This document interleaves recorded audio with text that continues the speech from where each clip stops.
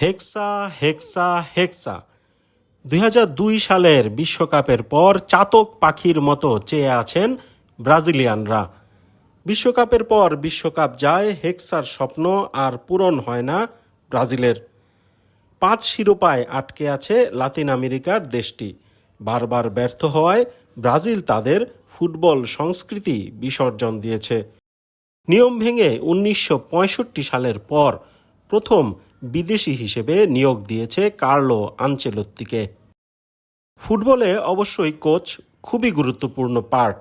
সেই হিসেবে বিশ্বকাপ জয়ের স্বপ্নের পথে ব্রাজিল বড় পা ফেলেছে আনচেলত্তিকে নিয়োগ দিয়ে। কিন্তু আনচেলত্তি তার পরিকল্পনা বাস্তবায়ন করবেন কাকে দিয়ে? ভিনিসিয়াস জুনিয়র কিংবা রাফিনিয়ার কথা হয়তো বলবেন আপনি, কিন্তু ব্রাজিলের বিশ্বকাপ জয়ের এক্স ফ্যাক্টর কি হতে পারবেন তারা? হলুদ জার্সিতে তাদের পারফরম্যান্স কি সত্যি নজরকাড়া? মোটেও না। ক্লাবে তারা দাপট দেখাতে পারেন, নিজ নিজ ক্লাবে হতে পারেন সেরা তারকা, তবে ব্রাজিলের কথা বললে বড় তারকা নিঃসন্দেহে নেইমার। এটা আপনাকে মানতেই হবে। বিশ্বকাপ জিততে যে এক্স ফ্যাক্টরের কথা বললাম, সেটা এখনকার ব্রাজিল ফুটবলে একজনের মধ্যেই আছে, তিনি নেইমার। ইনজুরির সঙ্গে তার লড়াই প্রতিনিয়ত, সুস্থ হয়ে ফিরতে না ফিরতেই আবার চটে পড়ছেন।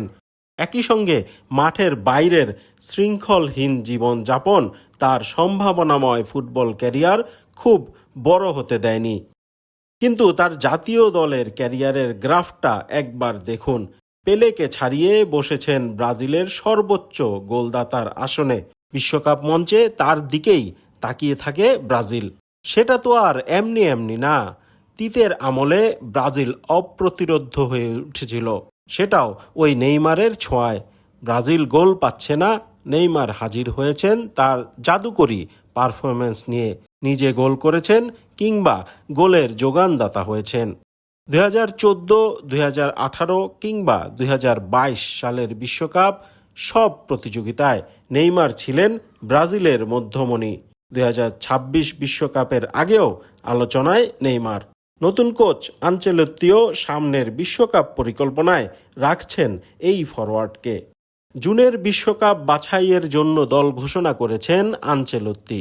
ইকুয়েডর ও প্যারাগুয়ের বিপক্ষে ম্যাচ দুটির স্কোয়াডে জায়গা হয়নি নেইমারের। কেন দলে নেই তিনি, সেই ব্যাখ্যা নেইমারকে জানালেও সংবাদ মাধ্যমে জানাননি আনচেলত্তি। না জানালেও বুঝতে অসুবিধা হওয়ার কথা নয়। আসল কারণ নেইমারের ফিটনেসের ঘাটতি। লম্বা সময় মাঠের বাইরে থাকায় বেশ মুটিয়ে গেছেন তিনি। আনচেলত্তি হয়তো নেইমারকে জানিয়ে দিয়েছেন, শরীরের শেপ ঠিক করে পুরোপুরি ফিট হও, তবেই ব্রাজিল দলে জায়গা হবে তোমার। আনচেলত্তির ব্রাজিলের দলের আক্রমণ ভাগ দুর্দান্ত, রক্ষণ ভাগও মন্দ নয়। সমস্যা রয়ে গেছে মাঝ মাঠে, যেটা আসলে সাম্প্রতিক সময়ে ব্রাজিল দলের সবচেয়ে বড় দুর্বলতা। মাঝমাঠ থেকেই যেহেতু বলের যোগান দেওয়া হয়, ফলে এই জায়গায় দুর্বলতা থাকলে ভিনি, রাফিনিয়ারাও নিষ্প্রভ হয়ে থাকবেন। আনচেলত্তির ব্রাজিলে তাই নেইমারকে খুব দরকার। মাঝমাঠের দুর্বলতা একাই কাটিয়ে দিতে পারেন এই তারকা।